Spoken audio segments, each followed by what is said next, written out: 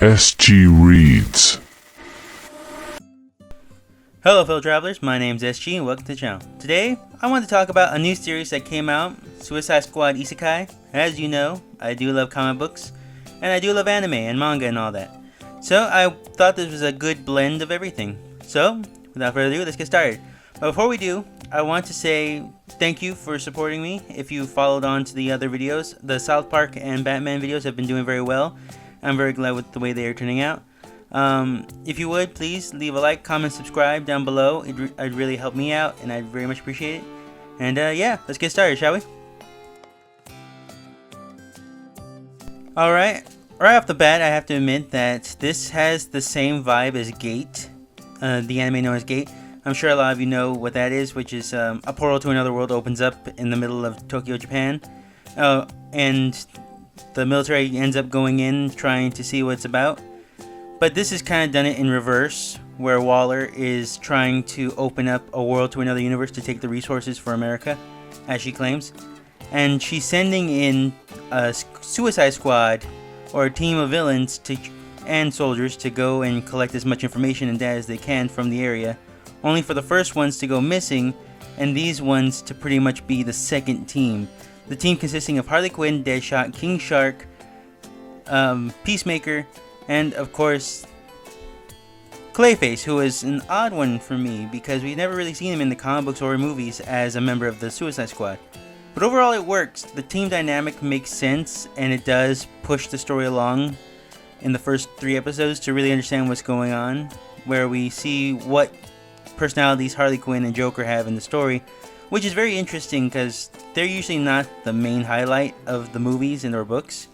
But this is definitely something interesting that they're taking, along with incorporating various other characters like Dr. Mindbender or Katana, Ratcatcher, a bunch of other characters that I wouldn't have expected, but it's fun to see them make appearances. So the story is that they're going in there unaware of exactly what it is they're looking for until Rick Flag tells them that they're there to collect resources or something like that. And their main purpose is just not to die from being classified as deserters, basically, and having their heads blown off. That is pretty much the synopsis for the first 3 episodes, making friends with the kingdom, arriving there, and then defending their keeps. There is a lot of mysteries that they do point out throughout the episodes, such as what's the Queen and Princess's intrigue with Harley Quinn overall. There is certain things I didn't expect, like the fight between Ratcatcher and Deadshot, which is very funny in its own way. And yeah, so far the story is pretty solid overall. I do think that it does have some tweaking to do. What other characters, like we have with Killer Croc coming up, and Katana, we know that this isn't the Katana we know, because she's talking more at the last episode. And for the most part, story solid. I do think that there is some leeway to go either way with the characters. They are taking certain characters their own direction, such as Clayface, who we see as usually a creature. But for the most part, it actually works the way they're portraying the characters.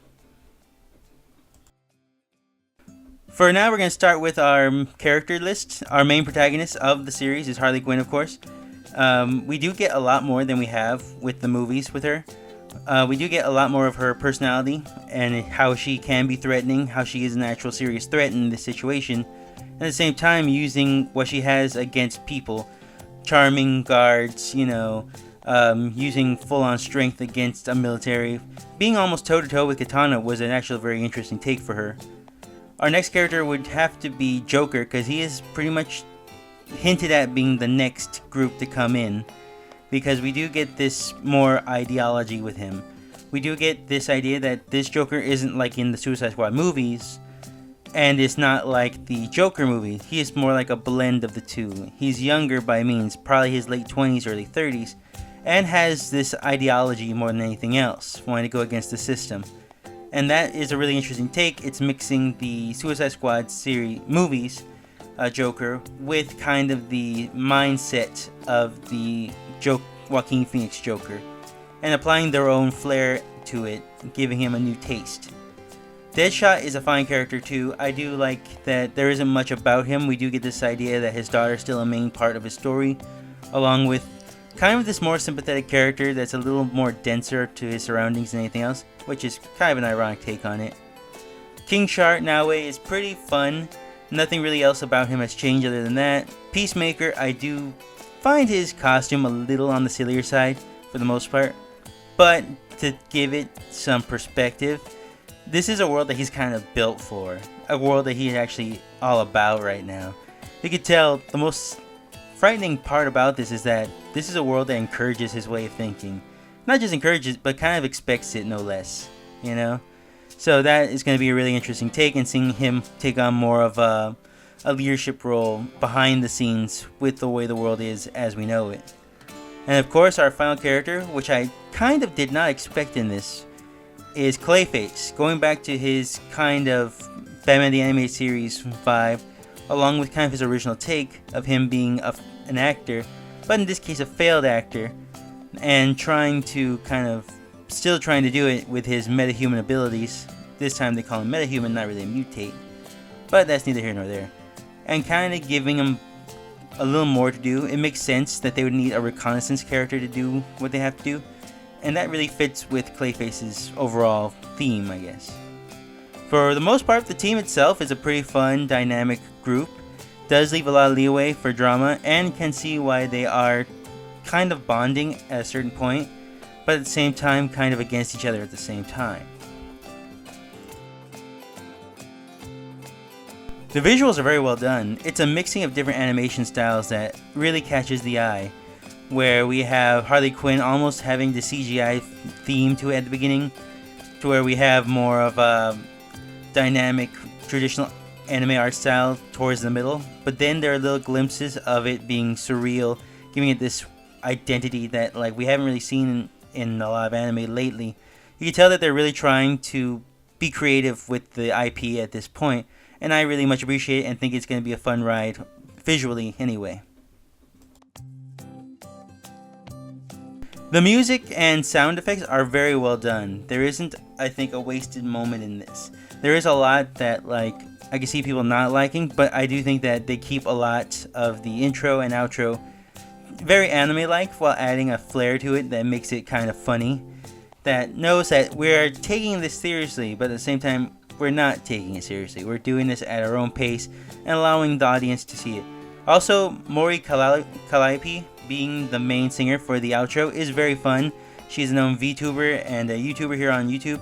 I do suggest go check her out if you want to see some music or if just for a laugh or two. But to think that she actually got a role in this really is inspirational in its own way, and I can't wait to see more. If they're going to do another midway new intro or outro, I want to see if them keep this theme up with having different YouTube personalities or even just VTubers doing the music. So we'll see, shall we? Now usually here's where I would do a quick kind of a references I've caught throughout the show, but this time I would like to do a theory. What's coming along in the future? What do I see happening? I see the Thinker taking control of Katana's mind, which is why she hasn't reported back to Waller at this point, and why we see her talking more at the end of episode 3. What is Killer Croc's abilities? I think he's turned more into a dragon at this point. Maybe he has wings and maybe increases in size, which of course is a reference to the Arkham Asylum books, which they depict him as a dragon.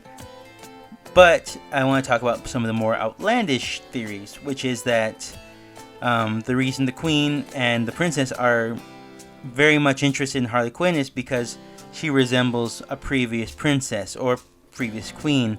Because we do get this idea that there was one that was powerful and strong. So that's not to say that she is that character that just went to another world. If they wanted to take it a step further, I guess you could say that she's the reincarnation of that same queen or princess, which isn't all that out there for DC. I mean, that's pretty much the whole thing for Hawkman and Hawkgirl, that they keep getting reincarnated over and over again. So that would be an interesting take and allow for the DC universe to grow a little bit more with that idea. But there are certain ones that I still need to think through. If you guys have some, please let me know. I would love to hear it. And yeah, with that, our final thoughts.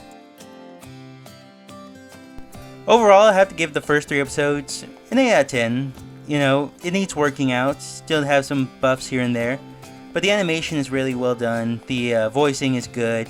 The characterizations are very well put in there. They do resemble the movies, but adjusted, I would have to say. That they do make more sense than the movies do. Along with a real backstory to it that really helps push it along. We don't get Waller's story yet, but there is a build-up to it. And we will probably see more characters coming in and out as we move on. I do expect to see Batman, because we do see a Bat character in the intro. The music, sounding, and everything else has been phenomenally done, and I have no complaints about that at all. And it's going to be a fun ride for the most part. I do expect to see a lot of references coming, a lot of theories happening. And I do think that this is going to be a very involved set of fans that will be watching it weekly. I know I will, and maybe at the end of it, we'll have a review then. Alright, thank you guys for watching. I hope you guys enjoyed this video. I'll be back shortly, probably tomorrow, to do my Dante's Inferno finish off. I know it's been a minute, but I've been working on it. And yeah, hope to see you guys next time. See ya!